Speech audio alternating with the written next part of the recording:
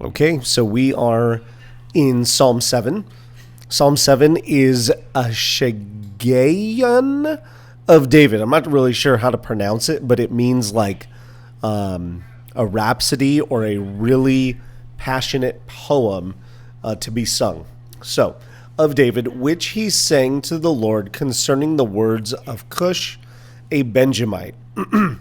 Lord my God, I seek refuge in you. Save me from all my pursuers and rescue me, or they will tear me like a lion, ripping me apart with no one to rescue me. Lord my God, if I have done this, if there is injustice on my hands, if I have done harm to one at peace with me, or have plundered my adversary without cause, may an enemy pursue and overtake me. May he trample me to the ground and leave my honor in the dust. Selah. Selah is a word to like slow down and meditate on what was just said. Verse 6. Rise up, Lord, in your anger. Lift yourself up against the fury of my adversaries. Awake for me. You have ordained a judgment. Let the assembly of peoples gather around you. Take your seat on high over it. The Lord judges the peoples. Vindicate me, Lord, according to my righteousness and my integrity.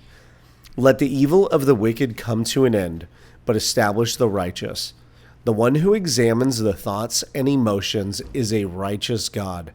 My shield is with God, who saves the upright in heart. God is a righteous judge and a God who shows his wrath every day. If anyone does not repent, he will sharpen his sword. He has strung his bow and made it ready. He has prepared his deadly weapons. He tips his arrows with fire. Verse 14, see, the wicked one is pregnant with evil, conceives trouble, and gives birth to deceit. He dug a pit and hollowed it out, but fell into the hole he made. His trouble comes back on his head. His own violence comes down on top of his head. I will thank the Lord for his righteousness. I will sing about the name of the Lord Most High. In this chapter, in the first couple verses, he talks about, hey, God, I'm being attacked by this guy, and you need to rescue me. Rescue me, help me, help me, help me.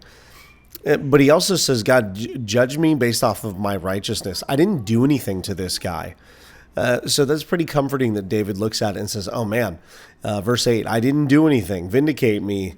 I've acted in my righteousness and my integrity. But it is also in verse 11, verse 12. If anyone does not repent, God will sharpen his sword. He strung his bow and made his weapons ready. He's prepared his deadly weapons. God's righteousness, God's justice. There's going to be people who mistreat us. There's going to be people who, you can hear Eddie, there's going to be people who do things that are wrong against us, but we can always rely that God views us as special. God views us as important, and he's not going to allow us to be mistreated unjustly. So it's nice to know that we have God as our defender. We have God as our comforter. We have God as our advocate. And then in verse 17, I'll thank the Lord for his righteousness. I will sing about the name of the Lord Most High. David's still going through this, but he says, hey, because I know I didn't do anything wrong, and because I know God will defend me, I can thank him for his righteousness, I can worship him, and I can trust him. And that's the same for each and every one of us.